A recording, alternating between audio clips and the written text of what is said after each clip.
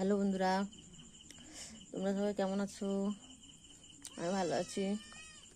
এই দেখুন কি খাচ্ছি, ফুচকা।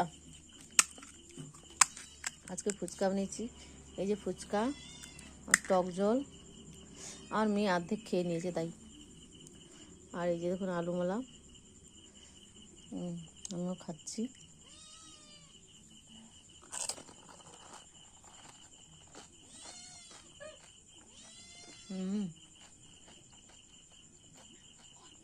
টক জলটা ভালো হয়েছে, আলুমালাটাও ভালো হয়েছে, খেতে ভালো লাগছে।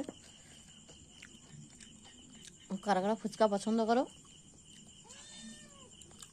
চলে এসো, সবাই ভাগ করে খাবো। এই দেখুন।